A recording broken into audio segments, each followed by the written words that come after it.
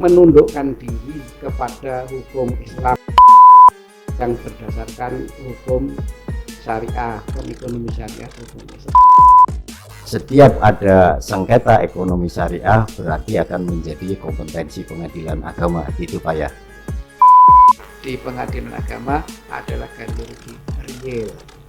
Tidak boleh ada bunga atau tidak boleh ada penggantian bunga atau keuntungan yang diharapkan.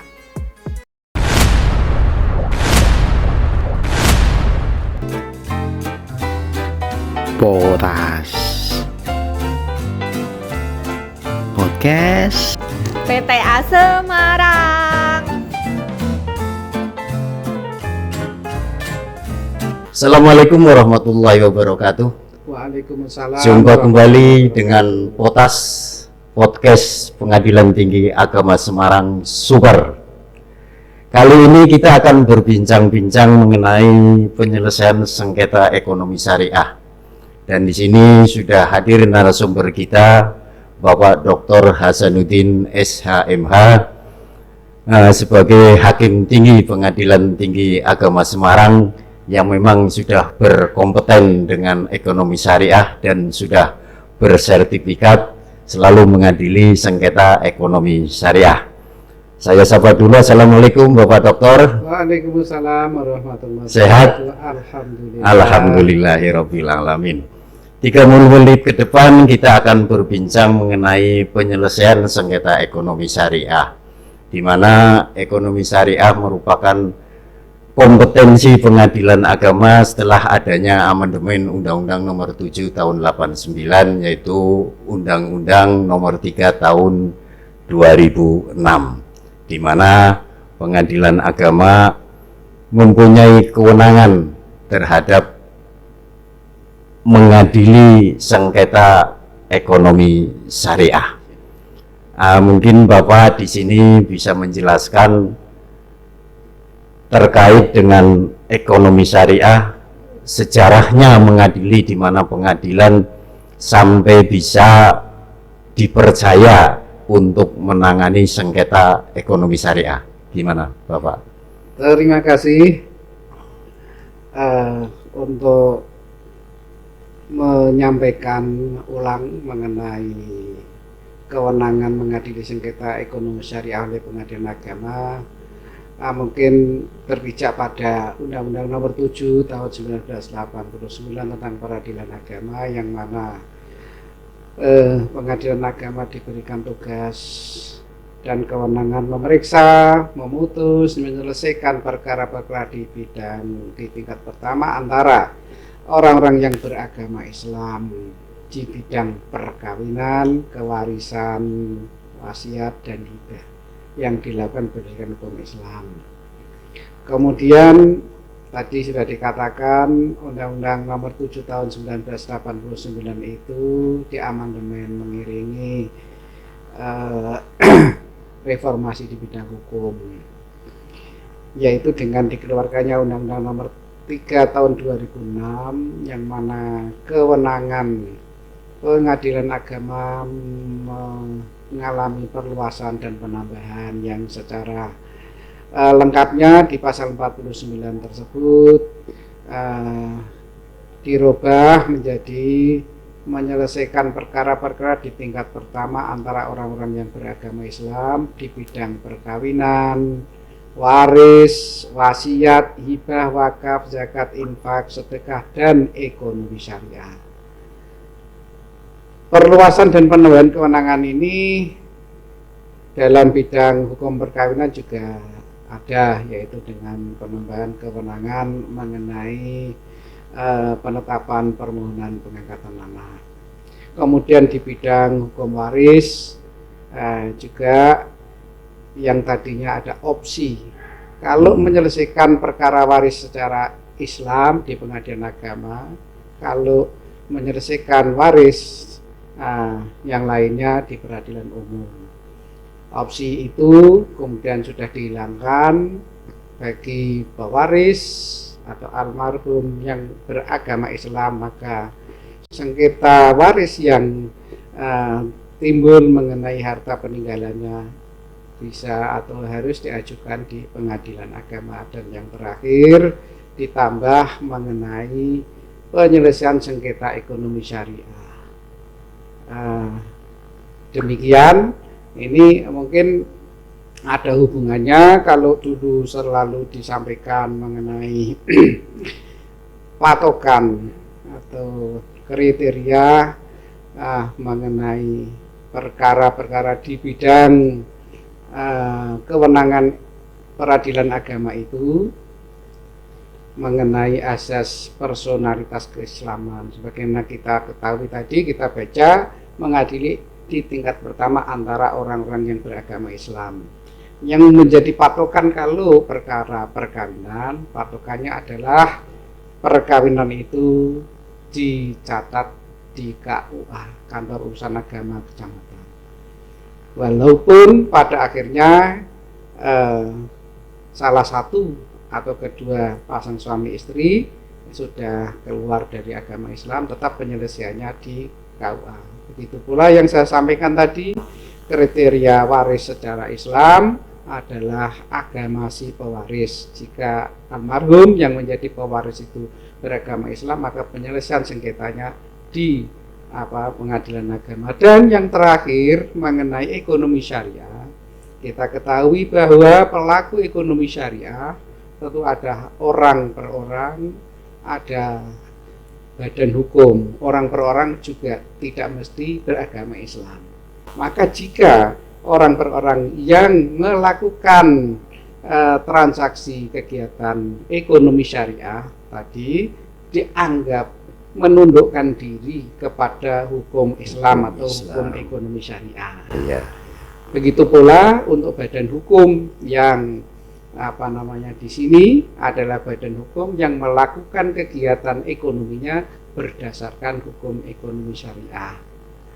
Yang menjadi patokan selanjutnya adalah kalau penyelesaian mengenai sengketa bahan prestasi itu didasarkan pada akad pembiayaan yang berdasarkan hukum syariah, hukum ekonomi syariah atau hukum Islam. Demikian. Ya, tadi sempat dijelaskan tentang opsi hukum atau pilihan hukum.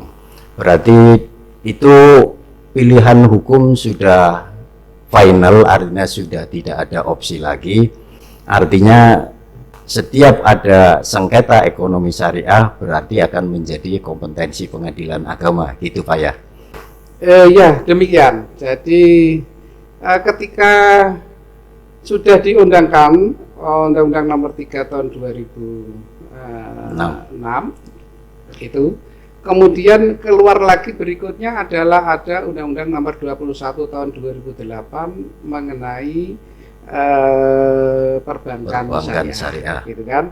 Ternyata di dalam undang-undang tersebut di pasal 55 ayat 2 Undang-Undang Nomor 21 Tahun 2008 itu diberikan opsi bahwa penyelesaian ekonomi syariah kan bisa diajukan di peradilan umum maupun peradilan agama. Hal yang demikian tentu tidak memberikan kepastian hukum. Oleh karena itu ada pihak yang mengajukan permohonan untuk perubahan mengenai hak yudisial di Mahkamah Konstitusi. Maka kemudian keluarlah putusan Mahkamah Konstitusi nomor 93 2012, yaitu atas permohonan uji material penjelasan pasal 55 ayat 2 itu, yang mana karena itu tidak memberikan kepastian hukum, kemudian kalau timbang dengan Undang-Undang Dasar 1945 pada terutama pada pasal 28 Undang-Undang Dasar 1945, maka kemudian permohonan tersebut dikabulkan oleh Mahkamah Konstitusi dan pasal atau penjelasan pasal 55 ayat 2 Undang-Undang Nomor 21 Tahun 2008 tersebut dinyatakan tidak mempunyai kekuatan hukum lagi. Dan dengan demikian sudah final mengenai penyelesaian sengketa ekonomi syariah ya secara litigasi menjadi kewenangan pengadilan agama. Nah, ini dari perluasan kewenangan pengadilan agama yang sebelumnya tidak sampai pada ekonomi syariah, kemudian diperluas menjadi kewenangannya untuk menangani sengketa ekonomi syariah, tentunya mempunyai tujuan. Apa sih kira-kira tujuan dari perluasan kewenangan pengadilan agama sih, Pak? Ya, untuk antara lain tentu mengikuti perkembangan dan kebutuhan hukum di dalam masyarakat, khususnya masyarakat Muslim, gitu, yang mana memang di dalam agama Islam ada ketentuan untuk menghindari riba, gitu. Dan masyarakat ekonomi pada umumnya sudah mempunyai pengalaman bahwa perbankan yang berbasis bagi hasil atau berbasis hukum ekonomi syariah ternyata lebih tahan terhadap gelombang adanya devaluasi atau moneter. Oleh karena itu ada kebutuhan hukum di dalam masyarakat ini, baik masyarakat ekonomi secara keseluruhan maupun masyarakat Muslim yang ingin menghindari riba. Berikutnya mungkin juga ada hal yang ternyata dianggap oleh orang tentu dapat ini memberikan kemudahan, karena di dalam ekonomi syariah yang tentu berdasarkan pada mengenai akad-akad yang berbasis bagi hasil tadi, gitu kan, ternyata lebih memberikan tawaran yang lebih baik ya, untuk masyarakat yang memilihnya. Perluasan itu sendiri mungkin secara politis, gitu kan, ini adalah untuk menguatkan kekuasaan kehakiman, di mana kalau masyarakat itu mempunyai kegiatan transaksi ekonomi tentu harus ada lembaga kekuasaan kehakiman yang pasti untuk dapat menyelesaikan jika terdapat atau timbul sengketa yang timbul, terutama ini mengikuti arus reformasi di bidang hukum. Kemudian di bidang hukum juga sering terjadi mengenai perkara-perkara yang objek sengketanya adalah menyangkut kepemilikan. Itu hak kepemilikan itu, supaya ada lebih kepastian dan lebih cepat untuk penyelesaian sengketa yang diselesaikan, supaya lebih cepat penyelesaiannya, tentu juga memerlukan kepastian di bidang kewenangan ini, sehingga tidak dapat dihindari adanya tadi menghilangkan opsi di dalam waris, kemudian ditambah dengan ekonomi syariah. Nah, dinamika yang demikian itu tentu kita ketahui sekarang sudah berjalan normal, dalam arti tidak terjadi perbedaan-perbedaan yang menyolok yang menyangkut mengenai sengketa kewenangan ya, antara peradilan agama dan peradilan yang lain. Demikian. Iya. Kemudian ini Pak, dalam menangani penyelesaian ekonomi syariah tentunya kan ada batasan-batasan dalam penanganan perkara ekonomi syariah. Artinya di sini ada inti dari penanganan atau penyelesaian sengketa ekonomi syariah. Apa sih inti dari penyelesaian sengketa ekonomi syariah di pengadilan agama? inti sengketa, karena ekonomi syariah ini adalah tentu di bidang hukum perjanjian atau hukum perikatan, gitu kan. Kalau di dalam hukum Islam adalah bidang hukum muamalah.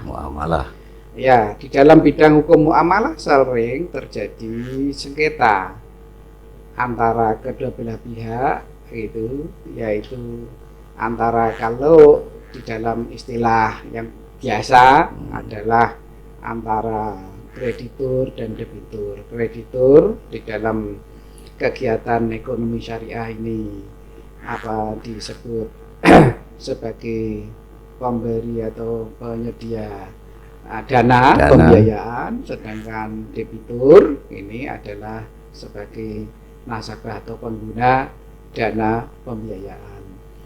Hal-hal tersebut seringkali terjadi kalau di dalam akad sudah dibuat sedemikian rupa kedua belah pihak. Tentu ini keabsahannya adalah sesuai dengan norma yang ada, gitu. Baik dilakukan secara notarial, akad itu dibuat di hadapan notaris ataupun di bawah tangan antara para pihak itu sendiri. Sering terjadi pengertian penafsiran yang berbeda setelah berjalannya waktu, gitu. Sehingga pemahaman terhadap pasal-pasal tertentu di dalam akad itu bisa ditafsiri berbeda. Ini menjadikan sengketa.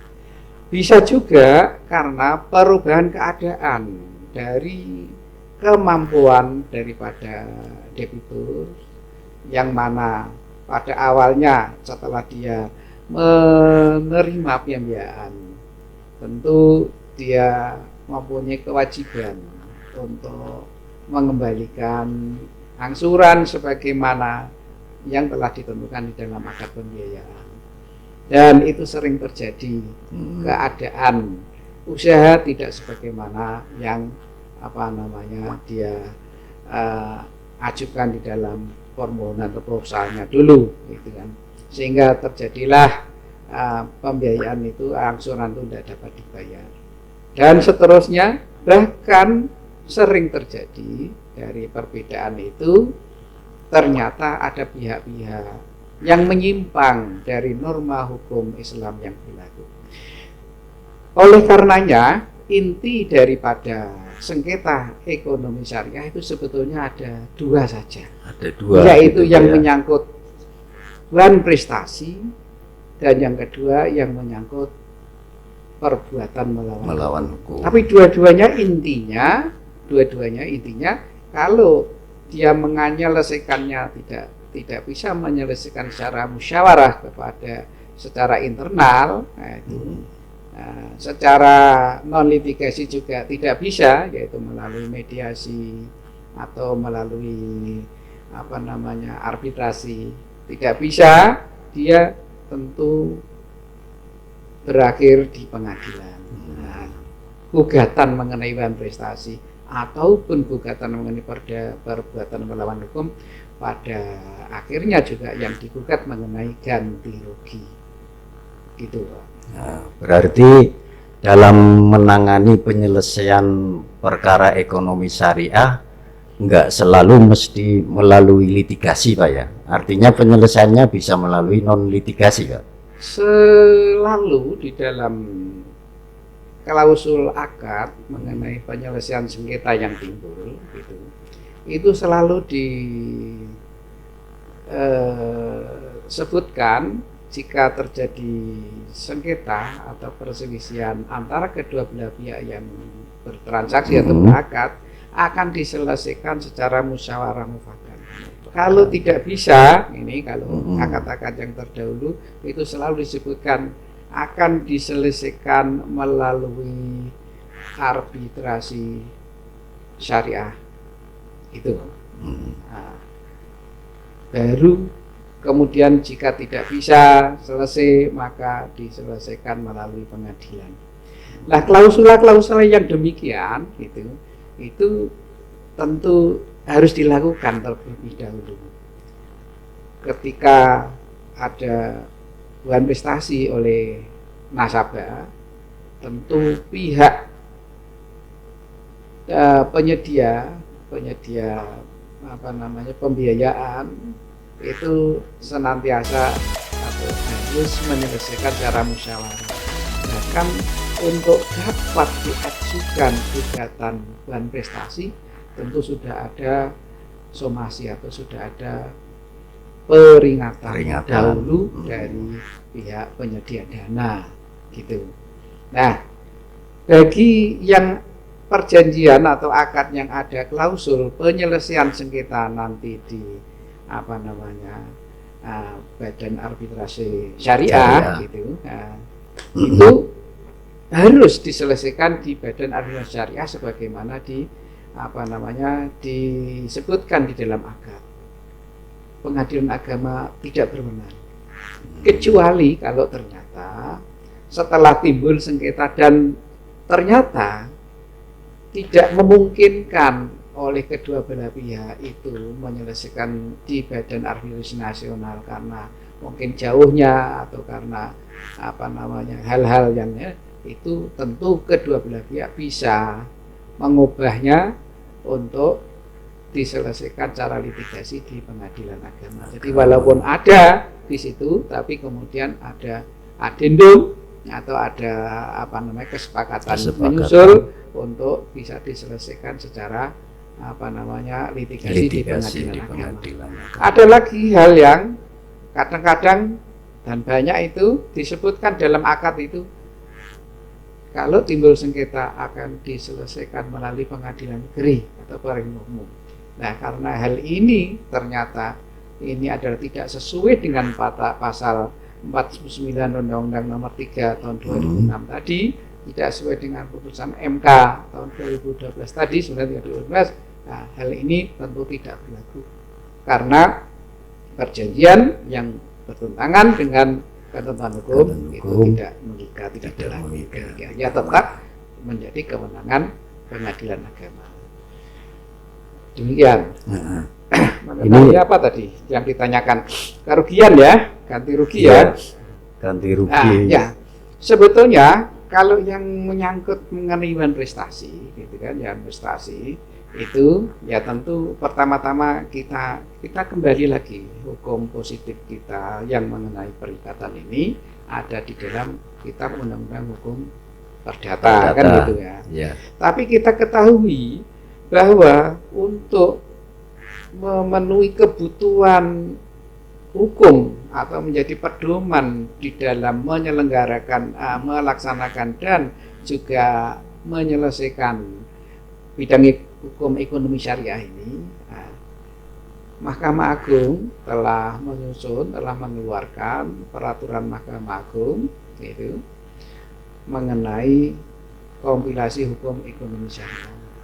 Itu Perma nomor 8 tahun 2008. Nah, itulah yang kembali kita menjadi rujukan seperti kalau bahan prestasi di dalam KUH Perdata itu pasal 1243 sampai 1244 KUH Perdata. Kalau di dalam kompilasi hukum ekonomi syariah juga disebutkan di dalam pasal 36 sampai 39 kompilasi hukum syariah. Hanya bedanya ketika bahan prestasi mengenai ekonomi syariah alias yang akan diselesaikan oleh pengadilan agama tentu ganti rugi.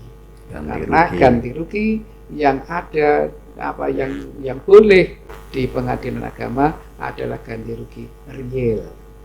Tidak boleh ada bunga atau tidak boleh ada penggantian bunga atau keuntungan yang diharapkan. Jadi yang ada harus ganti rugi real. Demikian pula di dalam ganti rugi yang disebabkan karena perbuatan melawan hukum, gitu. Yaitu di pasal 1365 KUH Perdata. Nah, kalau yang tadi bahan prestasi tadi sudah jelas di pasal 26-29 Kitab Undang-Undang Hukum hukum kompilasi hukum ekonomi syariah, gitu kan. Nah, mengenai PMH ini belum jelas di dalam kompilasi tersebut. Gitu. Tapi yang menjadi pedoman jelas adalah tidak boleh ganti rugi, hanya yang berdasarkan bunga atau bunga berbunga. Yang boleh hanyalah ganti rugi yang kerugian real. Demikian. Ya. Nah, kaitannya dengan ekonomi syariah, kan dari segi namanya juga kan ekonomi syariah berarti hukum Islam. Ini merupakan akad muamalah seperti Bapak jelaskan tadi. Sehingga terkait dengan masalah ganti rugi, baik itu ganti rugi wan prestasi, ganti rugi terhadap perbuatan melawan hukum, ini pun hukum Islam tentunya sudah mengatur. Walaupun Mahkamah Agung sudah mengeluarkan perma tentang kompilasi hukum ekonomi syariah. Terkait dengan ganti rugi, baik itu wan prestasi maupun perbuatan melawan hukum, barangkali Bapak bisa jelaskan bagaimana sih dalam hukum Islam terkait dengan ganti rugi terhadap wan prestasi maupun perbuatan melawan hukum. Kita tahu bahwa untuk penyelesaian sengketa gugatan ini hakim tidak boleh mengatakan atau tidak ada hukum yang mengatur. Karena jika terjadi demikian atau ada kekosongan hukum, hakim harus menggali, berijtihad istilahnya, harus gitu, istihad menggali norma hukum yang hidup di dalam masyarakat. Kita ketahui khazanah hukum Islam, yaitu di dalam kitab-kitab fikih itu sangat luas kan, sangat luas kan. Bermadhab lagi. Terutama kalau hakim itu akan menyelesaikan misalnya PMH mengenai gugatan rugi perbuatan dan demikian itu perlu pendalaman gitu kan.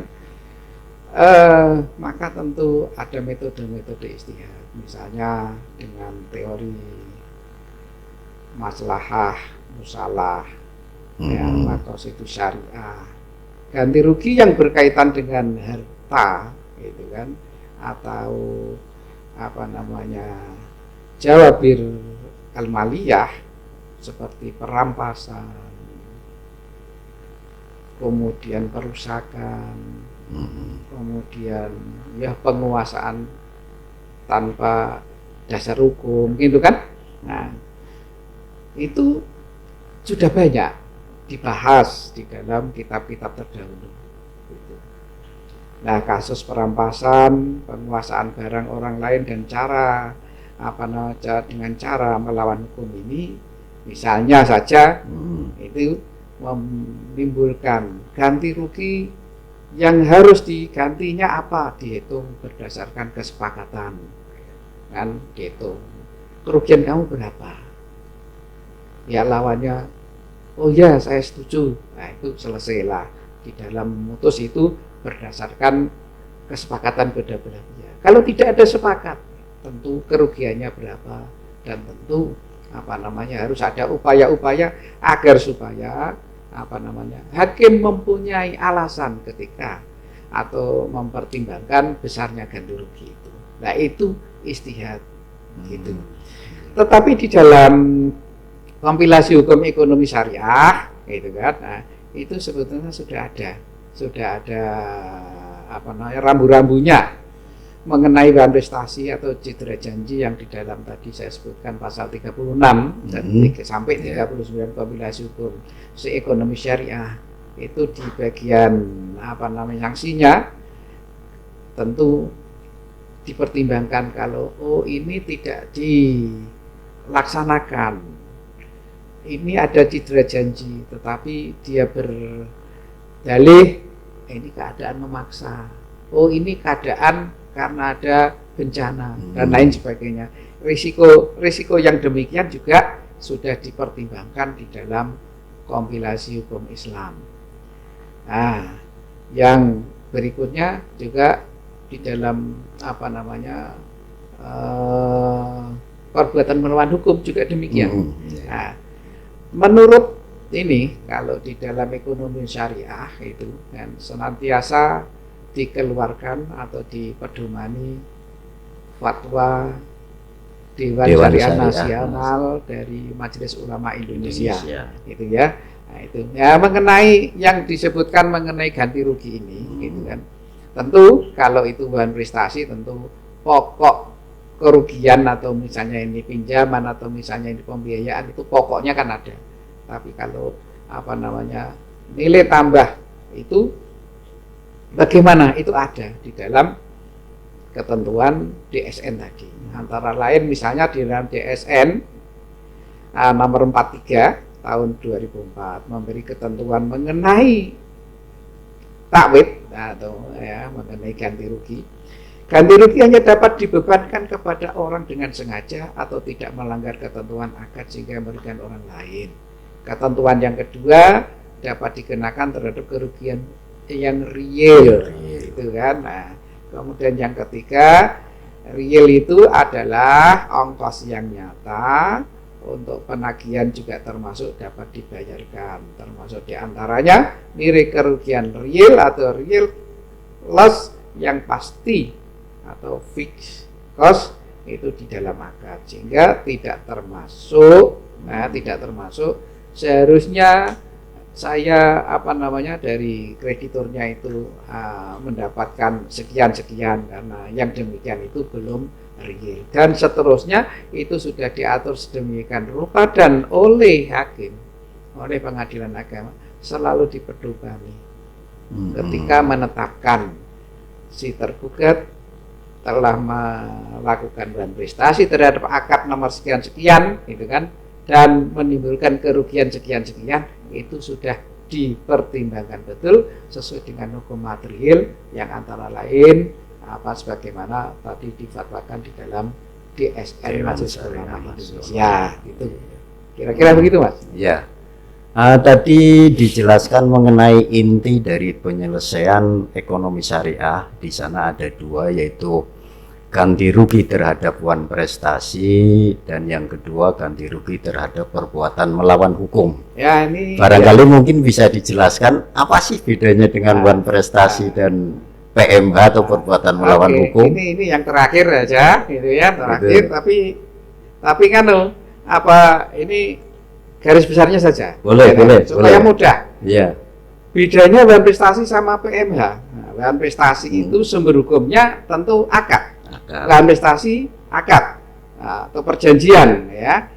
Jadi timbul akibat akad atau perjanjian. Kalau PMH seperti istilahnya perbuatan melawan hukum, ini timbulnya akibat menyimpang dari ketentuan hukum yang ada. Contohnya dalam KUH Perdata disebutkan pasal 1365 tadi.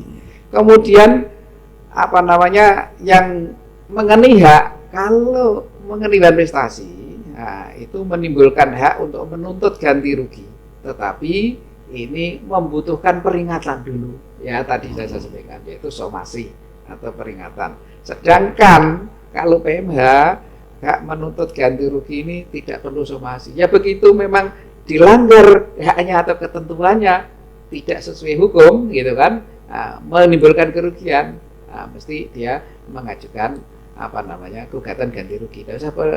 Ya, misalnya tanahnya diserobot misalnya kan, oh ini jaminan tapi malah dijual misalnya gitu. Jaminan kan tidak boleh kan dijual kan, gitu misalnya gitu. Nah yang ketiga perbedaannya, kalau tuntutan ganti rugi itu telah ditentukan ganti ruginya itu terdiri dari apa saja, biayanya apa gitu kan, pokok biaya berapa kan gitu kan, kemudian keuntungan berapa kan gitu. Kalau di dalam KUH Perdata bunganya berapa, nah di dalam ekonomi syariah tidak ada gitu kan, tidak ada bunga, tapi ada juga mengenai keuntungan kan, bagi hasil yang harus. Kemudian kalau di dalam PMH itu hanya menurut kepatutan, kewajaran, dan itu tadi seperti disebut sepakatnya berapa. Kalau tidak sepakat ya kemudian diteliti lebih mendalam berapa yang real. Demikian Pak. Saya kira demikian ya. Ini kalau setengah jam kan sudah sampai ini. Ya. Ya, silakan. Saya mohon maaf ya, sepertinya ya segitulah waktu yang terbatas ini. Saya serahkan kembali. Ya, demikian tadi bincang-bincang mengenai sengketa ekonomi syariah yang menjadi kompetensi pengadilan agama bersama dengan narasumber kita yang memang pakar di bidangnya, Bapak Dr. Hasanuddin SH.MH. Memang waktunya kayaknya terlalu sempit Pak ya. Ini sebenarnya masih banyak yang bisa digali terkait dengan ekonomi syariah dan kompetensinya terhadap pengadilan agama. Tapi waktu jiwa yang memang membatasi kita. Dan saya ucapkan terima kasih ini Pak bisa hadir di sini. Dan jangan bosan, mungkin suatu ketika Bapak dihadirkan kembali di sini walaupun dengan tema yang berbeda. Dari saya sekian dan terima kasih atas segala sesuatu kurang dan lebihnya mohon maaf. Sekian, billahi taufiq wal hidayah. Assalamualaikum warahmatullahi wabarakatuh. Waalaikumsalam.